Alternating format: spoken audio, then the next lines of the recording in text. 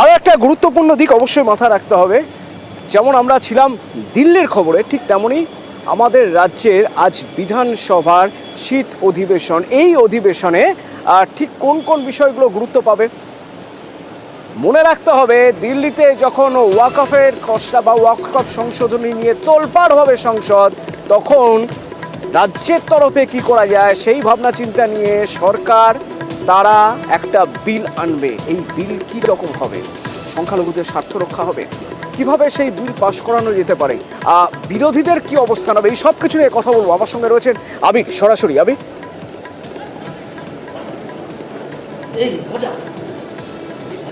দেখো, প্রথমত হচ্ছে বিধানসভার অধিবেশনের ক্ষেত্রে বিল এবং প্রস্তাব বেশ কতগুলি থাকতে চলেছে। যে বিলগুলো নিয়ে আলোচনা হওয়ার কথা রয়েছে তার মধ্যে অবশ্যই প্রস্তাব আকারে ওয়াকফ থাকছে, এবং কেন্দ্রের তরফ থেকে যে বিলের প্রসঙ্গের কথা বলা হচ্ছে, কেন রাজ্য তার বিরোধিতা করছে বা শাসক দল কেন বিরোধিতা করার কথা বলছে, সেই সংক্রান্ত প্রস্তাবের বিষয় নিয়ে আলোচনা হওয়ার সম্ভাবনা। আগামী বুধবার দিনকে রাজ্য বিধানসভাতে যে বিএ কমিটির বৈঠক রয়েছে, সেই বৈঠকে কবে এই প্রস্তাব নিয়ে আলোচনা হবে সেই বিষয়ে চূড়ান্ত সিদ্ধান্ত গৃহীত হবে। দ্বিতীয়ত হচ্ছে, তুমি জানো যে কলকাতা থেকে ইউরোপ যাওয়া সরাসরি বিমান নেই, তা নিয়ে রাজ্যের তরফ থেকে রাজ্যের মন্ত্রী চন্দ্রিমা ভট্টাচার্যটি প্রস্তাব জমা দিয়েছেন, তা নিয়ে আলোচনা হওয়ার কথা রয়েছে। এছাড়া একাধিক বেআইনি নির্মাণ, যা কার্যত মাথা ব্যথার কারণ হয়ে দাঁড়াচ্ছে বিভিন্ন পুর নগর উন্নয়ন এলাকাগুলোতে, ফলে রাজ্যের পুর নগর উন্নয়ন দপ্তরের তরফ থেকে এই সংক্রান্ত কঠোর বিধি আনা হচ্ছে, সেই সংক্রান্ত বিষয়ে আলোচনা হওয়ার কথা রয়েছে। এছাড়া রাজ্য বিধানসভাতে বিজেপির সদস্য শঙ্কর ঘোষের তরফ থেকে প্রাইভেট মেম্বার বিল আনা হচ্ছে। দীর্ঘদিন বাদে এই বিধানসভাতে কোনো প্রাইভেট মেম্বার বিল আসতে চলেছে, এবং ইস্যু হচ্ছে শিশুদের সুরক্ষা, শৈশব সুরক্ষা, এই সংক্রান্ত বিষয় নিয়ে তা নিয়েও এখনো পর্যন্ত আলোচনা হওয়ার সম্ভাবনা। তবে এর পাশাপাশি সর্বাধিক যেটা গুরুত্বপূর্ণ জায়গা আমি একটু ধরতে চাইবো, বা তোমার মাধ্যমে একটু জেনে নিতে চাইবো। আমরা দেখেছি যে আজ প্রধানমন্ত্রী নরেন্দ্র মোদী যখন বক্তব্য পেশ করছেন সংসদের অধিবেশনের শুরুতে, তার মধ্যে একটা অন্যরকম কনফিডেন্স, কেন্দ্রের বিজেপি সরকারের মধ্যে একটা অন্যরকম কনফিডেন্স মহারাষ্ট্র জিতে যাওয়ার পর। তো এই যে উপনির্বাচন হলো, সেখানে 6-6 হওয়ার পর শাসক দলের, এ রাজ্যের শাসক দলের মধ্যেও কি সেরকম একটা আত্মবিশ্বাসের ছবি দেখা যাবে বলে মনে হয় এবারের এই বিধানসভা অধিবেশনে?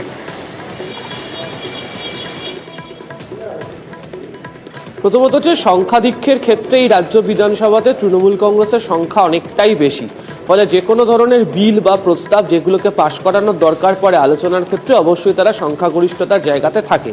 কিন্তু সাম্প্রতিক সময়, বিশেষ করে গত বিধানসভার ক্ষেত্রেও যখন অপরাজিতা বিল পাশ করানো হচ্ছিল, তখনও বিরোধীদের বিভিন্ন প্রশ্নের সম্মুখীন হতে হচ্ছিল শাসক দলকে, এবং বিশেষ করে আরজিকর ঘটনার প্রেক্ষিতে যে প্রশ্নগুলো বারবার ধরে উঠতে শুরু করেছিল।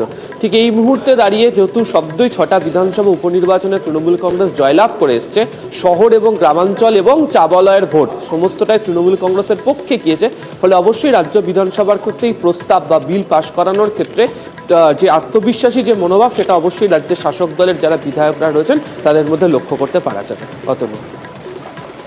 আবির, আরও একটা গুরুত্বপূর্ণ বিষয় রয়েছে আজ রাজ্য রাজনীতির কথা যদি বলতে হয় আমাদের রাজ্যে, তা হলো ওদিকে সংসদের অধিবেশন শুরু হয়েছে, বিধানসভার অধিবেশন শুরু হচ্ছে।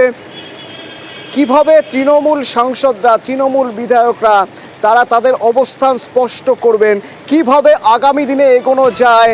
কারণ দুটো লোকসভা ভোট হয়ে গেছে, এদিকে ঝাড়খণ্ড, মানে আমার করবেন দুটো বিধানসভা ভোট হয়ে গেছে, জাস্ট রেজাল্ট বেরিয়েছে গত শনিবার, একদিকে ঝাড়খণ্ড আর একদিকে মহারাষ্ট্র, এবং আমাদের রাজ্যের উপনির্বাচন হয়ে গেছে, সেখানে মাদারিহাট দখলে এসেছে তৃণমূলের। এই রকম একটা জায়গায় দাঁড়িয়ে কালীঘাটে আজ তৃণমূলের জাতীয় কর্মসমিতির বৈঠক, সেই বৈঠক থেকে কি বার্তা দেওয়া হতে পারে তৃণমূল নেতৃত্বের তরফে বলে মনে হয় তোমার? দেখো, প্রথমত হচ্ছে, জাতীয় কর্মসমিতির সদস্য সংখ্যা সীমিত হলেও এই বৈঠক থেকে যে সিদ্ধান্তগুলি গৃহীত হয় তা জাতীয় স্তরে বা একটি দল পরিচালনা করার ক্ষেত্রে আগামী দিনে তারা কোন পথে যাবে সেই সংক্রান্ত একটা সম্যক আঁচ পাওয়া যায়।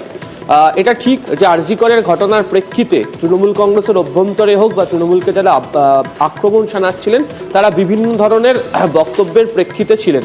এই যে 6-6 তৃণমূল কংগ্রেস করতে পেরেছে, ফলে আজকে যে বৈঠক শুরু করতে চলেছে তৃণমূল কংগ্রেস, যদিও তাদের অভ্যন্তরীণ বৈঠক, সেখানে সমস্ত নেতারাই কার্যত আত্মবিশ্বাসী হয়ে যাচ্ছেন।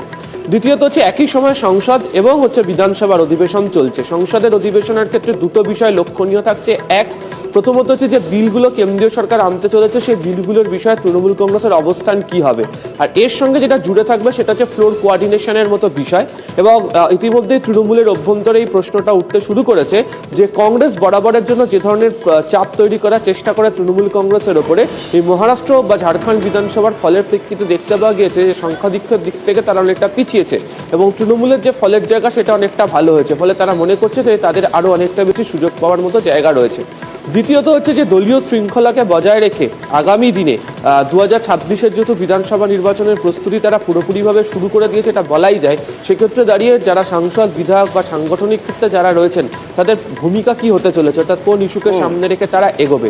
এবং এই কাজটিকে করতে গেলে শুধুমাত্র রাজ্যের মধ্যে সীমাবদ্ধ জায়গা থেকে তো লাভ নেই, জাতীয় স্তরেও বেশ কিছু বার্তা তৃণমূল কংগ্রেসের দেওয়ার মতো জায়গা তৈরি হয়েছে, ফলে আলোচনার ক্ষেত্রে গুরুত্ব পাবে। এবং সর্বোপরি যেটা মনে করা হচ্ছে যে সাংগঠনিক রদবদল আসন্ন, সেই সংক্রান্ত কোনো একটি বার্তা দলের অভ্যন্তরের আজকে বৈঠকের ক্ষেত্রে মমতা বন্দ্যোপাধ্যায় দিয়ে রাখতে চলেছেন।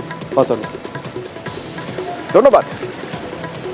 5 বছর আগে দল থেকে বহিষ্কার করা হয়েছিল তৃণমূল নেতাকে, তো সেই তৃণমূল নেতাকে দেখা গেল মঞ্চে এসেছেন, মাইকে কথা বলছেন, বার্তা দিচ্ছেন সবাইকে স্পিকার হাতে নিয়ে, মাইক্রোফোন হাতে নিয়ে।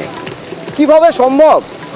স্বরূপনগর থেকে সরাসরি অনুপম রয়েছেন। অনুপম, এই আব্দুল ওয়াহাব মণ্ডল, তার এত প্রভাব, এতটাই প্রভাব যে দলে না থেকেও দলের কর্মীরা তার হাতে মাইক তুলে দেন, তাকে মঞ্চে তুলে দিতে পারেন।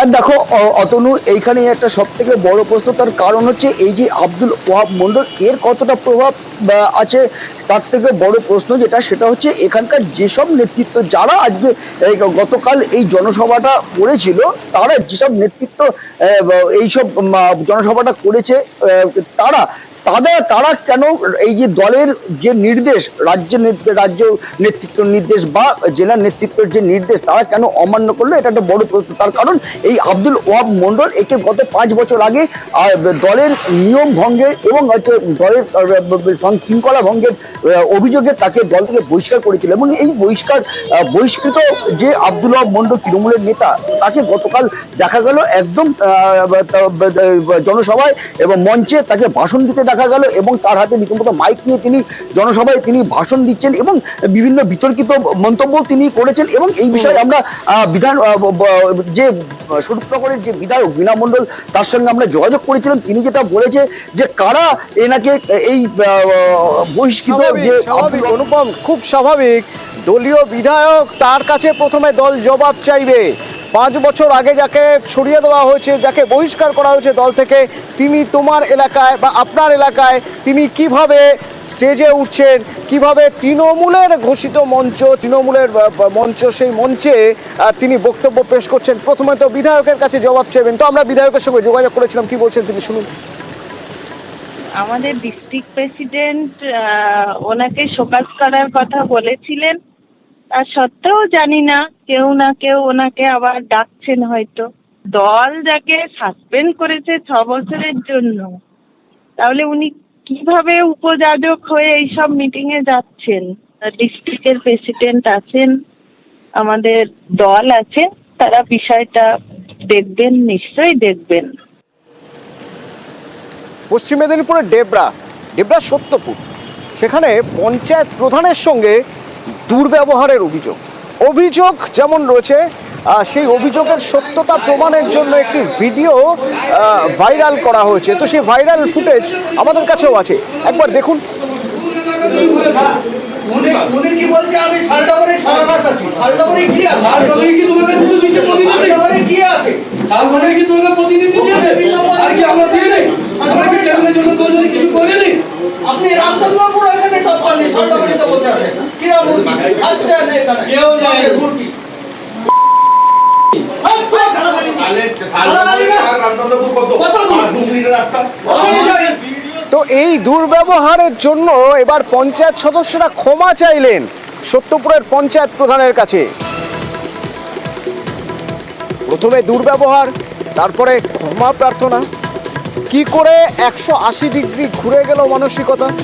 দিগ্বিজয় রয়েছেন আমার সঙ্গে সরাসরি। দিগ্বিজয়, যখন দুর্ব্যবহার করছেন তারপরে কি তারা বুঝতে পেরেছিলেন যে ভুল করে ফেলেছেন, নাকি কোথাও একটা দলীয় চাপ ছিল, জেলা তৃণমূলের কোনো চাপের জায়গা থেকে বাধ্য হয়ে তারা ক্ষমা চাইলেন?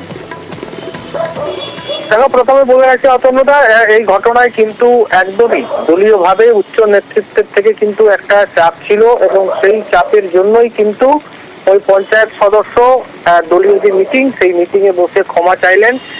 বেশ কয়েকদিন আগেই দেবরাজ যে 3 নম্বর সত্যপুর গ্রাম পঞ্চায়েত রয়েছে, সেখানে প্রধানের সঙ্গে 2 পঞ্চায়েত সদস্য কিন্তু বচসায় জড়িয়ে পড়ে, একটা ঝামেলা পরিস্থিতি তৈরি হয়। সেই ভিডিও ইতিমধ্যে ভাইরাল হয় এবং তার কিছুদিনের মধ্যে এক পঞ্চায়েত সদস্য এইভাবে প্রকাশ্য মঞ্চে ক্ষমা চেয়ে নেয় এবং আরেকজন যে পঞ্চায়েত সদস্য বাকি ছিল, গতকাল রাত্রে যখন দলীয় কার্যালয়ে বৈঠক হয়, যেখানে অঞ্চল সভাপতি থেকে অঞ্চলের নেতৃত্বরা উপস্থিত ছিলেন, সেখানেই তিনি প্রকাশ্যে প্রধানের কাছে ক্ষমা চাইলেন এবং সবাই একসাথে কাজ করবেন এই বার্তা তিনি দিয়ে কিন্তু সবার কাছে ক্ষমা চাইলেন ওই বনবারসতী এলাকার পঞ্চায়েত সদস্য।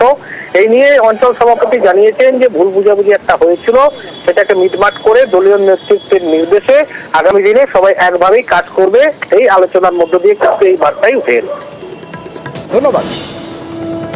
3 নম্বর সত্যপুর গ্রাম পঞ্চায়েত অফিসে যে সমস্যাটা হয়েছে, সেই সমস্যায় একটা ভুল বুঝাবুঝি, মানে আমাকে জোর হোক সে যাই হোক, একটা ভুলবশত আমাকে নিয়ে এসে যে ঘটনাটা ঘটছে, তাতে আমার প্রধান উপপ্রধান সাহেবের সঙ্গে যে আচরণ করছে আমার বনবারসতী বুথের মেম্বাররা, তাতে আমি অনেক দুঃখিত।